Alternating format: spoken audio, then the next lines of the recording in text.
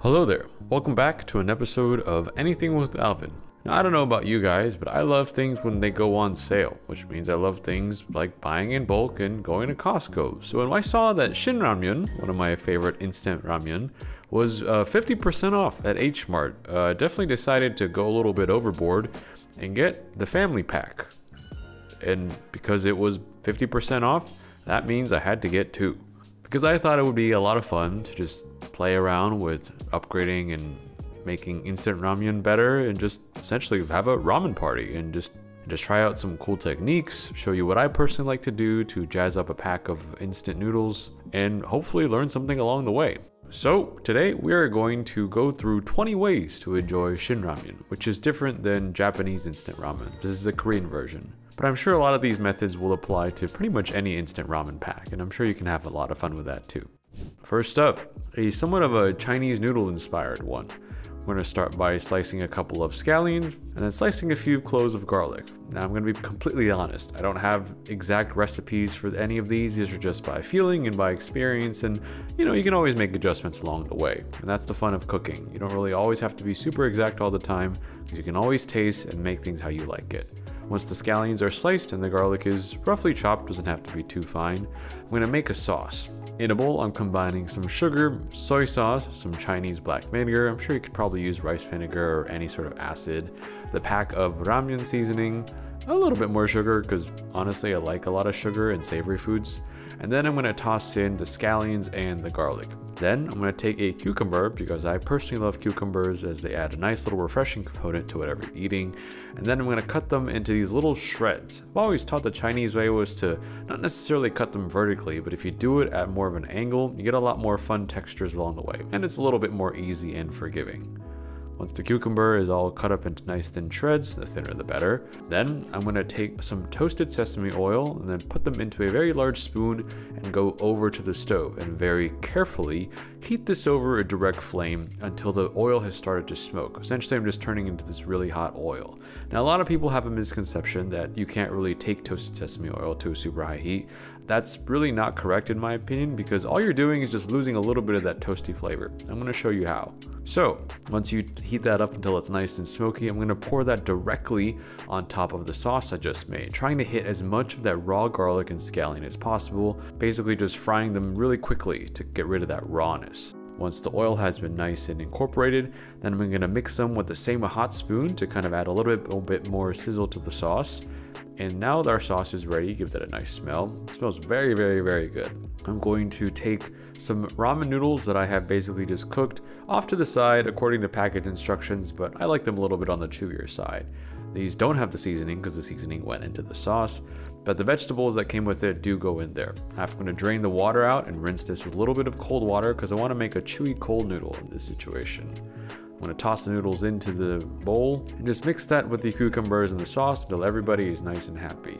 Now, as the cucumbers sit into this salty sauce, a little bit more water is going to get drawn out, so I like to kind of let it sit for at least 5 minutes and then give it a toss one more time. Once this is done, it's ready to eat. I'm going to put this on a plate, and just because I had my morning coffee, Tony's actually going to be the first one to dive in here. Tony will taste test first. He says it's very flavorful. I did give it a taste afterwards and it was a little salty, but that's okay. You can just use that sauce for something else or just scale back on the soy sauce a little bit. Now he's going to snack on this and take this aside. Next, we're going to make a version of raboki, which is essentially ramyun and tteokbokki combined together, which is a lot of fun stuff that you can kind of throw in however you like it. Another Korean fun comfort dish. Everyone has their own version of making it. The way I want to do today, I'm going to take some cabbage, cut those into pretty large chunks, cut some scallions, and once the vegetables are cut, I'm going to take our cabbage and put them in a good amount of water with our rice cakes, which have been just slightly rinsed, and dump in some ramen seasoning to the water. The tteokbokki pack also came with extra sauce and seasoning, so I'm just going to throw that in there as well because hey, why not? And once that's ready to go, I'm going to boil that for about 2 minutes, and then I'm going to put the ramyun noodles in there and cook them until they are ready to go too. And just for fun, we have a couple of just between soft and hard boiled eggs. I'm going to cut those up, throw those on top along with the rest of our scallions, as well as some frozen dumplings that we just quickly boiled and threw it in. I think this is one of those dishes where you kind of just throw in anything, and because it's fun, and you probably would making this because you had leftover rice cakes, you can kind of just put whatever you want. I really like this because it's just a fun mix of everything that just tastes good. Let's have Rachel try this one. Yeah, I think Rachel expressed how she really liked this one. There's a lot of fun stuff in there, and there's so many different textures to where, yeah, this is a really fun dish to make. Okay, next up, this one might look familiar to some people that have watched Parasite. Ramdon is a version of a dish called chapaguri, which is chapaghetti and nyoguri. But instead of nyoguri, which is a spicy seafood type of instant ramyun, I'm going to use shin ramyun instead. First things first, I'm going to cut up our beef into little chunks. You can pretty much use any beef you want. If you want to go bougie, I'm sure you can. Then I'm going to cut up some onions. And I'm also going to save some of these beef fat trimmings from the meat just to use as the fat to fry up the onions instead. So I'm going to render that down, fry up the onions, and just because I think this needs a little bit more, add a little bit more toasted sesame oil. Then I'm going to move the onions to one side and throw in the steak and give them a nice sear. I don't want to overcook these because we're going to mix them with some hot noodles later. Once those are good, I'm going to cook the noodles. I'm cooking the chapaghetti and the shin ramyun in a pot with their instant dried veggies, but no seasoning. Once the noodles are cooked, I'm going to take out approximately 3/4 of the water that they currently have, making sure there's just a little bit there. So once we add our seasonings from both of the ramyun packets, we have a nice little sauce. I'm also going to add a little bit of sugar because I think it tastes good in an onion steak kind of heavy black bean flavor sauce. And when you mix it all together with the steak and the onions, this looks really, really, really delicious already. I'm already getting really excited because I've actually never had this before. I'm going to plate this up with some scallions on top.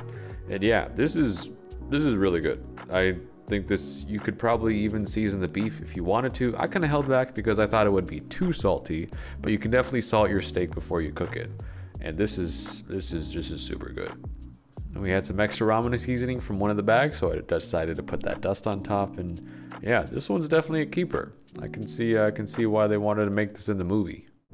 Next up, we're going to be making a version of Korean army stew, or budae-jjigae.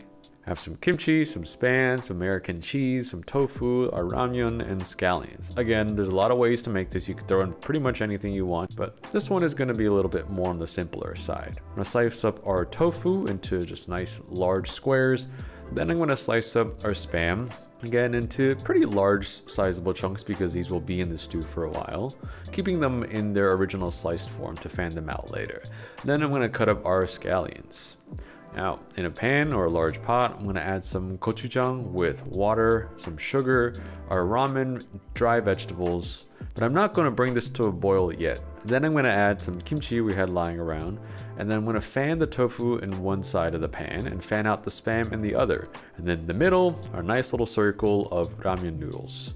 I'm going to put 2 slices of American cheese kind of where the tofu and the spam meet, and put a good handful of our scallions in the back. Then I'm going to turn the heat on and bring this into a boil for about 5 or 6 minutes until the ramen is cooked. I'm sure you could go a little bit longer to make sure the rest of the stew has nice and infused flavors, because the goal here, I don't really think, is to make sure you have the most chewy ramen noodles possible. Every time I was served this in a restaurant, they kind of just brought the whole entire thing assembled in the pan and then turned on the heat when they just made it boil. So this is the kind of thing that can also boil as you eat it. So as you eat it, it kind of reduces and gets more intense and delicious in flavor. Rachel and Tony definitely really enjoyed this one, commenting on how the American cheese just added this nice element of creaminess and saltiness to the kimchi and gochujang flavored stew. So I would say there's a reason why this dish is so popular both in the States, internationally, and in Korea. Okay, on to a next one. So we have ramen, eggs, and peanut butter, sriracha, and lime. Kind of going for something that has a little bit of Thai-inspired flavor. So I'm going to cook our ramen noodles with the vegetables off the side, and then I'm going to fry 2 eggs in a pan, just kind of scramble them up in a bit. Then I'm going to drain the noodles and throw them in the pan with the egg off heat while I go make the sauce. I'm going to mix some sriracha with peanut butter, our ramen seasoning, and lime juice, and kind of toss that together until we have a bit of a sauce. And then we're going to pour this all over our noodles and mix that together on one side, because I kind of want the sauce to coat the noodles first and then mix that with the egg so they can have distinct flavors. To be honest, this has a little bit of a pad thai looking kind of visual going on, although I'm sure it's far away from the original thing. And once we're done with just mixing this together, because the noodles and the eggs are already cooked, I'm just going to put some crushed peanuts on top, as well as some scallions that are sliced and a little bit more lime juice. And tasting this, well, yeah, this pad thai style ramyun is shockingly close to many other pad thai I've had. in my life. Even though it's not the real thing, it is very, very delicious and kind of makes you feel like you're not eating ramyun. Okay, next one is the mac and ramen. This uses a box of Kraft mac and cheese as well as your ramen. I thought this would be kind of fun to see if we can make this work together. So first I'm going to cook the Kraft mac in the pot according to packet instructions, but halfway through I'm going to add in our ramyun noodles. And I'm going to add in the vegetables in there. And once these are all ready to go and nice and al dente, I'm going to drain the water out. And then instead of water, we're going to put in about a quarter cup of milk so that we can have something to absorb the mac and cheese seasoning, a pat of butter, as well as the ramyun seasoning. And I thought this could probably be a little bit more cheesy. And based on how well American cheese seems to go well with shin ramen, I'm going to throw in just another slice of American cheese, mix it up until it is nice and creamy and cheesy. And yeah, this is very quick mac and ramen. If you happen to have both lying around, this one's pretty good. I think it really shows how American cheese flavored things go so well with shin ramyun seasoning. And super not complicated, but the fun textures of both having the noodles as well as the short ones is really, really, really satisfying. Reminds me of like junior high school, in a good way. Okay, next we're going to be going on and trying a hack that was pretty popular online, making a quote-unquote carbonara based on Kewpie mayo and egg instead of just using the typical ingredients. So first, I'm going to take some bacon, cut that up, and fry it up until it is somewhat crispy. I don't like mine too crispy. I kind of like it a little bit chewy because it makes me think like I'm eating pork belly too. And then, once that bacon is drained and cooked, I'm going to combine 1 egg yolk and a good heavy amount of Kewpie mayo. Then in the same bowl, I'm adding some freshly grated pecorino cheese that Rachel did, a healthy crack of black pepper, some bacon fat left over, and a little bit of the ramen liquid that we made to make a little bit of a thicker sauce that we can now put in the noodles that we cooked off camera. Once our hot noodles go in that have been drained, I'm going to add in a little bit more cheese. I'm going to add the remainder of our bacon, mix that up, and plate it in a nice little mound. This is, yeah, carbonara ramen. I apologize to the Italians and I guess in Koreans in advance, but this tastes very good. The Kewpie does something to enhance the egg yolk and also kind of create a creamy sauce that isn't super creamy. But I personally like to add some scallions and some more ramen seasoning on top at the end. I think that kind of balances it out and gives you extra flavors that go well with it and kind of amplifies but also helps you eat through all the creamy buttery richness of this dish. Even though there's actually no butter, it's all bacon fat, which is pretty good. Yeah, I like this one a lot. Okay, moving on to the next one. We have our ramyun, we have chicken, cheese, gochujang, and scallions. Now this one is actually a fun one I've done many, many times before. So I'm gonna take a chicken thigh, or I guess whatever meat you have lying around, you can cut this up into little cubes. And then I'm gonna grate up a heavy amount of mozzarella cheese. Honestly, any kind of stretchy or pulley cheese works here. Mozzarella is typically the most common and also common in Korean cuisine, so we're gonna use that as well. Once we have a good enough mountain of this, in a pan, I'm gonna put in some sesame oil and just fry up our chicken thigh until the surface is a little bit brown. I don't want to overcook this, and because these are small pieces, I'm just gonna cook these just for a little bit and then take them out. Then in the remaining pan juices and oil, I'm gonna add a good amount of water and cook our ramyun normally, but make sure that the water reduces down to the point where it becomes dry at the end. Then I'm gonna add in some gochujang and sugar to make sure that it has a little bit of a sauce as well as the ramen seasoning. And then I'm going to mix in our chicken once that's all good. I'm gonna turn off the heat, and just like Moses, I'm going to spread the Red Sea, or the ramen sea, and make sure that there's a nice little alleyway in the middle so that we can put down our entire mozzarella in a mountain pile. Once this is even, I'm going to turn the heat back on to medium, cover it with the lid, and just wait for the cheese to melt.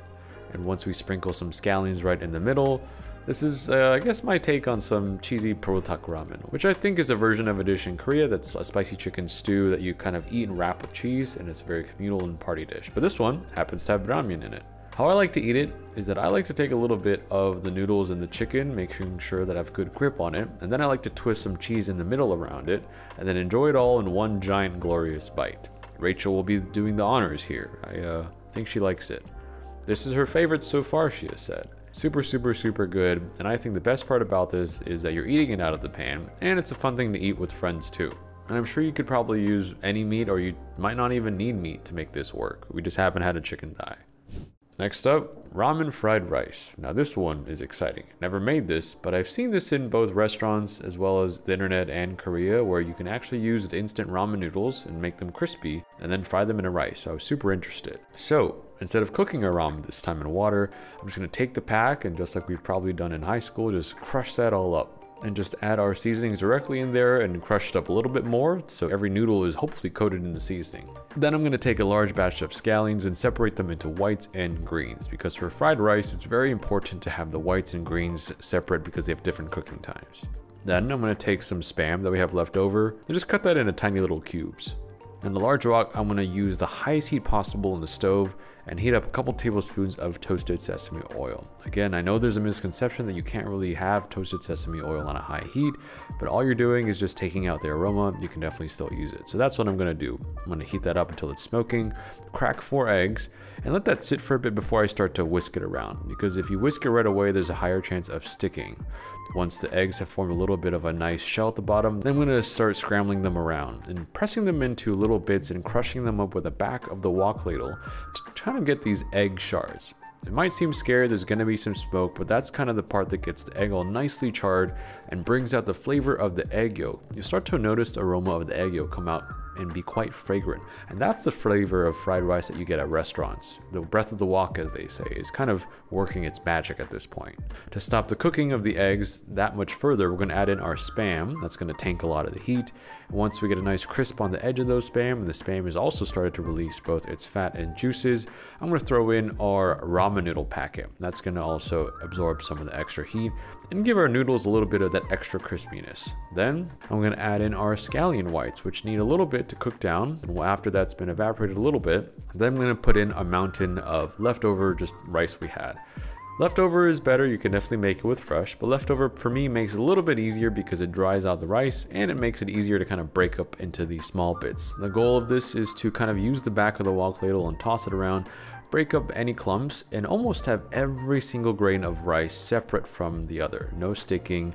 And I was taught this by my friend Eric, who runs 2 Taiwanese restaurants in New York. And he says by having every grain of rice separate, it almost cooks like a steak and sears correctly on the outside, which is a pretty cool way to think about it. Once the rice is as separate as much as possible and turned and frying up and almost dancing again on the edge of the wok, it's now time to add the scallion greens, turn off the heat, and just give the scallion greens just a little bit of a mix in with the hot fried rice, just to break the rawness a little bit, because we don't want these to wilt. Once the fried rice is ready, the whole process from start to end definitely took around 20 minutes, so the fried rice isn't something you can make in a large quantity really quickly, at least the way that I personally like to make it. I'm gonna serve this on a plate, invert it, show you guys how it looks, and you can see all those little squiggly ramen noodles just in there hanging out. And I'm curious to see if this fried rice is going to be extra crispy, not just because of the ramen noodle texture, but because the noodles absorb any excess moisture from the steam and the moisture of everything else in the rice. Ooh, this is delicious. I really like it. The crunchiness adds a really nice texture to fried rice. I might start making all my fried rice like this. As far as seasoning, I thought the seasoning packets would be enough, but this could use a little bit more MSG. I really like this one. This is probably one of my favorite ways to just make ramen so far, even though it's a little bit more involved, but this one is a great recipe. And they do serve this dish in restaurants sometimes, which does say something. Okay, next up, we have ramen cacio e pepe. Again, I apologize to the Italians, but this one seems fun as well. I'm gonna take this Parmesan and just freshly grate a good amount of it. And this one is actually inspired by David Chang. He did a video about this a long time ago on Mind of a Chef where he showed how to make this, and I thought it'd be really fun to try, so thank you.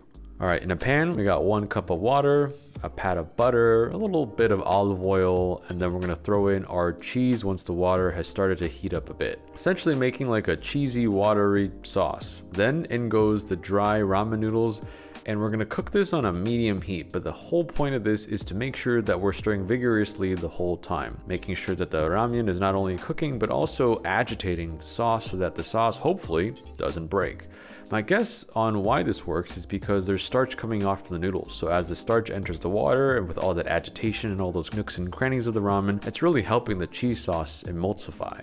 And yeah, there's no breaking. This is on a pretty high heat. I even saw some pretty hot boiling bubbles in the corner, but the sauce is not broken, which is pretty cool. I guess it's a cool way to think about how using a product like instant ramen could really help, I guess, a sauce that is notoriously hard to make sometimes. So once this is all mixed and the ramen noodles have finally cooked through, I'm gonna add a little bit more cheese just for good measure, because why not? A little bit more pepper, and then plate this and then just put the ramen seasoning on the top rather than inside. I think in this way, you can get a lot more of the contrast between the two. Tasting on its own, it was really good, but with the seasoning, I think it really takes us to the next level. American cheese goes really well with shin ramen seasoning, but I even think something like Parmesan or something milder can really pair well with something that has such a kick. Yeah, this one is my favorite by far. Flavor-wise, technique-wise, simplicity-wise. It might not be easy, but it is delicious. Alright, next up we're going to make something that's called rose ramyun or rosé ramyun. Popularized in Korea, this is kind of a pink creamy sauce, which is a combination of red and white. We're going to take a good amount of milk in a pot and just cook our ramyun in it. But while it's cooking, the red comes from a tablespoon of gochujang, and just to, amp things up a little bit more to make it feel like we're cooking. A couple of cut up onions, our ramen seasoning, some cocktail sausages, because that's just another fun thing that tastes better with this, and just cook these until the noodles are pretty much good. Because the milk is going to be thickened on its own, and the starch from the noodles is going to be also thickening the sauce. We don't need to drain this at all. Add a touch of sugar, because that always goes good with these kinds of flavor profiles, and a little bit more splash of a milk. And just go into a bowl. It's super easy. The sauce makes itself. We're gonna add some scallions just at the very end to kind of, break things up a bit. And yeah, this is, I guess, an easy version of rose ramen or rosé ramen. It tastes good. The cocktail sausage is just always just something that tastes way better when they're heated in another dish. And just a really good, easy way to kind of make a creamy ramen without actually having to use cream. Okay, next up, one of my personal favorites, curry ramyun. So we have Japanese curry packs that I always usually have in the pantry. First, I'm going to cut up some leftover carrots and onions. Just going to saute them in a little bit of butter. Add a good amount of water. I'm going to throw in our ramyun seasoning. I'm also going to throw in a curry block from the packet. And once that's bubbly and all of that curry block has dissolved and started to thicken, I'm going to also cook the ramyun itself in the curry and not having to drain it at all. And then I'm also going to crack an egg on top. So that way, get a little bit of a nice surprise. I'm going to cover this so that the steam can cook the egg and the noodles evenly. And we're going to top this with scallions and eat this straight out of the pot. Sometimes these vessels are great because not only do you just cook out of it, it serves as your eating vessel as well. And it's a single serving. Well, I guess everything is single serving if you're brave enough. Yeah, this is just curry ramyun made with two incredible shelf-stable pantry items from two different cultures. And something about the flavor of Japanese curry combined with bigger, more explosive flavors like a ramen seasoning pack just tastes so good. It's like 1 + 1 = star. I made this one many times with many different kinds of flavors, but it really is greater than the sum of its parts, even though it may not look as flavorful as it is. I love this one. Alright, next one. I thought it'd be fun to kind of try something based on another video we've done. We made a video that was about the assassin spaghetti. After throwing some thinly chopped garlic and sauteing that until brown in some olive oil, I'm going to take the ramyun out of its packet and cook the dry noodle straight in the oil. Try to get as much of a toast on this as possible, although it's not really working that well because it's not got the best kind of surface area for contact with the pan. So we're going to do as much as we can before everything starts to burn. And then I'm just going to ladle in some jarred tomato sauce on top and just a little bit of water, kind of cooking that down. And the moment it starts to get sticky and almost starts to burn, I'm going to add a little bit more tomato sauce. We're going to keep on doing this until the noodles have actually absorbed enough liquid and have cooked through, and it's deeply caramelized and on the verge of almost being burned. I remember our favorite parts about the one that we made with actual spaghetti were kind of the crispy bits at the end, so I'm not afraid to take this one a little bit further. It does help that we do use this in a non-stick pan. I think that's kind of the key to making sure that we can control this whole thing. And yeah, this is, I guess, assassin's ramyun, or ramyun a la assassina. It is quite acidic depending on what kind of tomato sauce you use, so I think a splash of cream or any little cheese at the end could make this really good. And I think the kick from the ramen seasoning makes the tomato sauce taste a little bit different. Alright, so as you can clearly see, we have a lot of scallions because, well, scallions and ramen are one of the best marriages to ever exist, along with egg and ramen and American cheese and shin ramen. So what do you do when you have a bunch of scallions? You make scallion ramen. So that's exactly what we're going to do. First, to make a base sauce, I'm adding soy sauce, some leftover Chinese black vinegar from before, a good squirt of honey, the ramyun seasoning, and just the dry vegetables and mixing that together. And then we're going to take some scallions, chop them into just pretty rough sections. They don't have to be small. And we're going to actually fry these in a good amount of toasted sesame oil until they have been nice and brown. This is on a medium heat. This might take a little bit to make sure that the water content releases before the scallions start to burn. But the scallion should look pretty dark and not green at all by the time you're done. But this should be very, very, very fragrant. Once that's ready, we're going to add our sauce directly into the oil, cook that around and let it reduce after it gets hit with some heat. And then I'm going to add our cooked ramyun noodles, which have been drained off camera, and just toss them in there and plate these up. Now, this might not look like the most craziest delicious thing in the world, but the aroma and the fragrance from the oil and the scallions just combining with all those delicious things from the sauce and the seasoning just make this one of my favorite ones, I guess, ever. The flavor is just so strong. If you're like me and you like that kind of burst of just where every single part of your taste buds is just being stimulated, you're gonna like this one. It's just super, super, super delicious. And I really wanted to keep eating it, but we were so full and we still had a couple more, so I'm going to hold back. We did make a good amount of extra sauce though, so now we have half of a bowl of just scallion oil sauce that I'm sure we'll find something to do with later. We're gonna hold on to that. So we made a lot of ramen dishes, and Tony and Rachel and I ate a lot and took home a lot, but to be honest, we do have some ones we couldn't finish and are left over. So let's have some fun trying to figure out what to do with these leftover completed ramen dishes have now gone cold and congealed and soggy and no longer chewy and noodle-like. This is the rosé ramen from earlier. This one was just kind of sitting around, and as you can see is congealed and cold and in the shape of its container.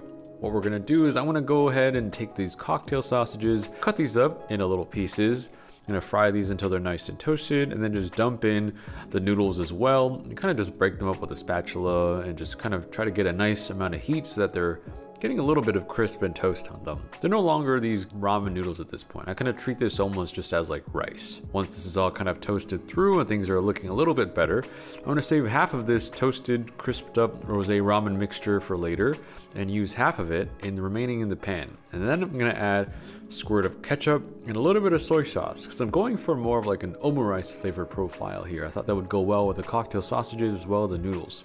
And then, once that's all stir-fried, I'm going to push this mixture into the corner of the pan, and then I'm going to add in 4 beaten eggs and kind of try to layer them into one solid sheet at the bottom, making sure to coat the edges of the noodle mixture in it so that it adheres to it. And I'm going to cover it, wait for it to cook, and then roll this up and essentially kind of make a ramen version of omurice, or omu ramyun, or ramlet.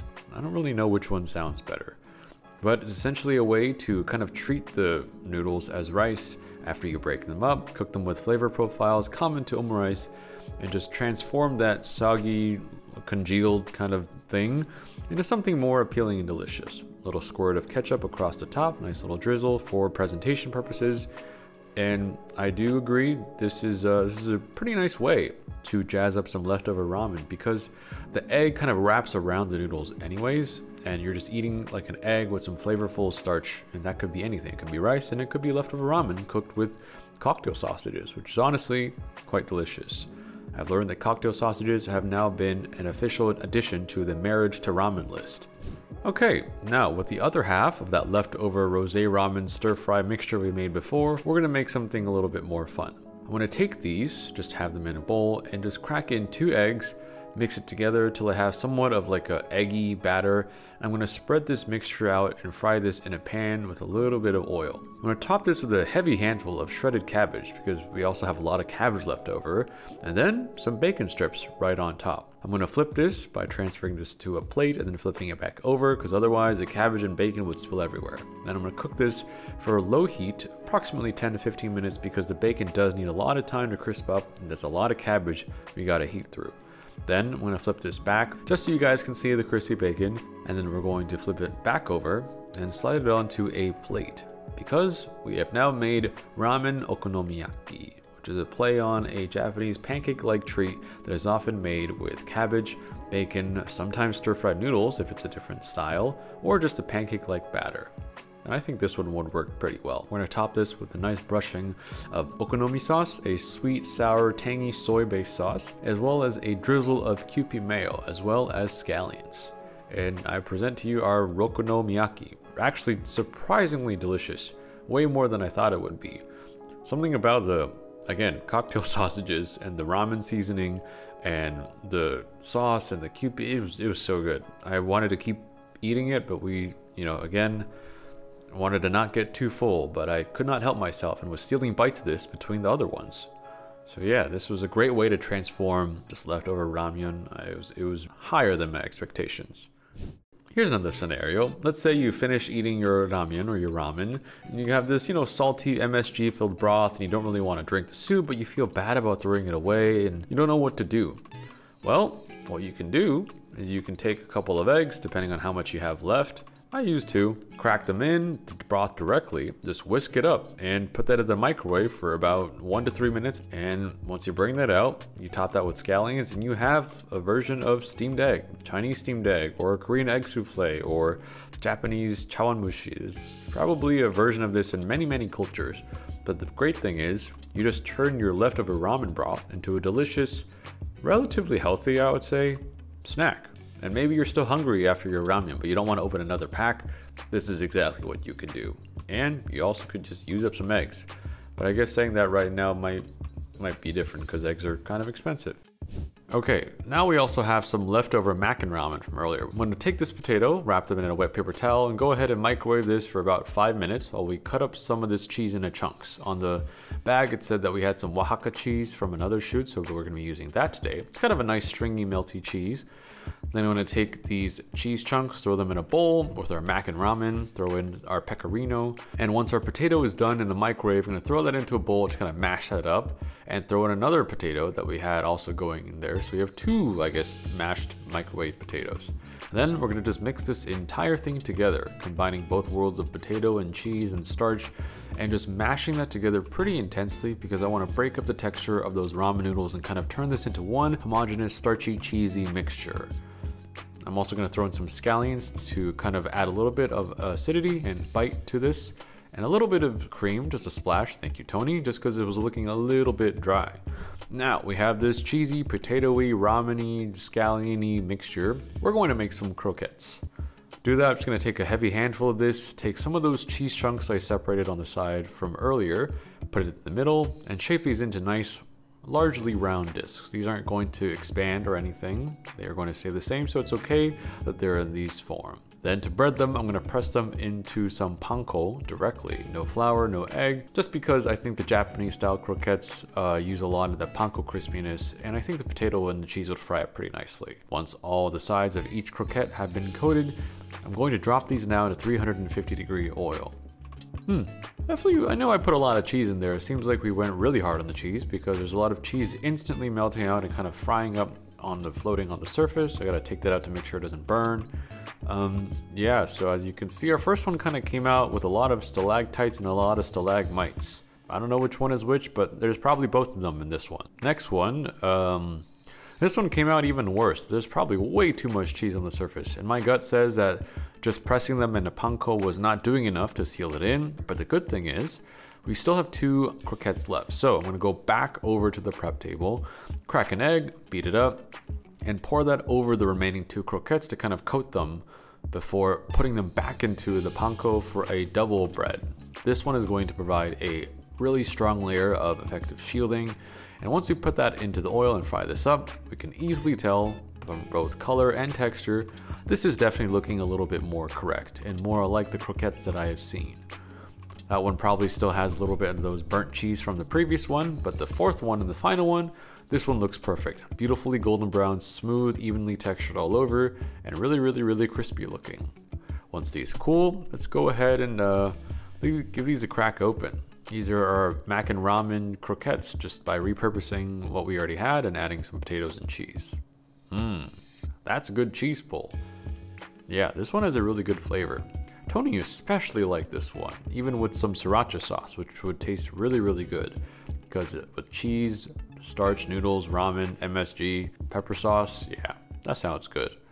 Okay, next up, another David Chang inspired recipe. In another Mind of a Chef episode from many years ago, he made ramen gnocchi, and that episode has stuck in my head ever since, and this will be the perfect opportunity to try it out.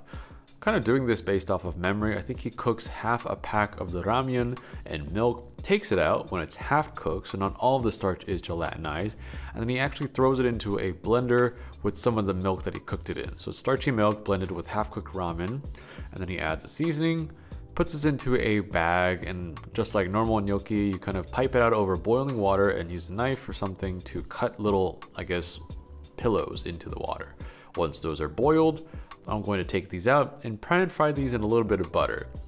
I realize now in hindsight that I definitely should have rewatched what he did because I forgot to add egg yolks, which definitely would have helped bind these together because these are kind of squishing and falling apart. So I missed a very crucial step in making these, but even though we pan fried these, we can still dust them with a little bit of ramen seasoning and call these more of like just a crispy ramen snack for the kids. Not really a ramen gnocchi, if anything. Just, you know, still good, eat on the side, but there's one day should definitely go back and revisit this when we have more egg yolks. I think we're pretty much out of eggs.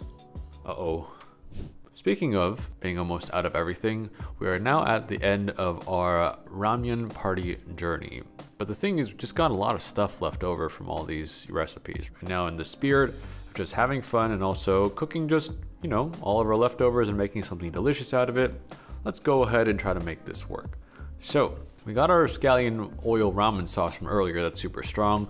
I'm going to take all of our leftover seasoning, which includes the ramen seasoning, the rice cake seasoning, which is like a spicy pepper sauce, and some other things they had in that bag. Just kind of throw it all together. Add a little splash of soy sauce, just in case we need a little bit more sodium. And then we also have some chicken skins that we found in a plastic bag. So I'm just going to cut them up and make sure that we can use it. And then we're going to chop up some garlic. We had a leftover bowl that was like half missing. I'm gonna chop up our cocktail sausages into small chunks. I'm gonna slice up that half of an onion, cut up some carrots, cut up that bell pepper, cut up this whole bunch of cabbage and our bunches of scallions, making sure to keep the whites and the greens separate once again. All right, let's just go and make a giant stir-fry ramen dish in this wok. Instead of using oil, I'm going to take all those chicken skins and cook them on a low heat until all the fat has rendered out and the chicken skins are fully crisped through and we have a good amount of fat to start stir frying. Then I'm going to throw in our chopped up cocktail sausages, again just to make sure that we can get that nice and crispy and for that to release its fat and juice as well. Now I'm going to throw in our cabbage and making sure that all this fat and juices are coating the cabbage and kind of stir frying this until the cabbage is getting a nice char and has been wilted down. I think cabbage is one of those things that is really underrated, but with the right heat and the right amount of fats and seasonings and technique, it can really transform into something quite delicious.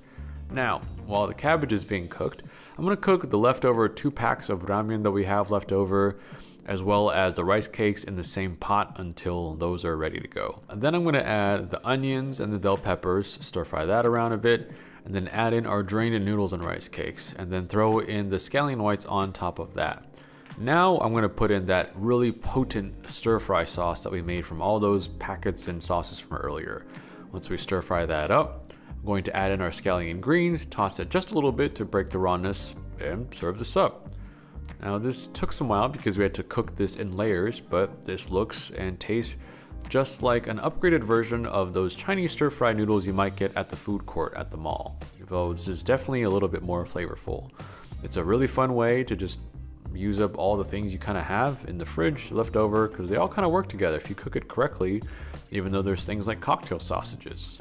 I love the fact that the rice cake texture kind of breaks up the noodles. It's kind of like a fun little jewel I kept reaching for no matter what. And it tasted really good because it also absorbed up a lot of the sauce. And this dish is a culmination of pretty much almost half of our dishes that we made today. So there's no surprise that it tastes really, really, really good. Almost like an Avengers of the leftovers. And yeah, I ate a lot of this one. And not only did we pack up this dish, but we packed up every single thing that we had to make sure that none of the ramen today we made went to waste. Tony was a champ and really took home a lot of it.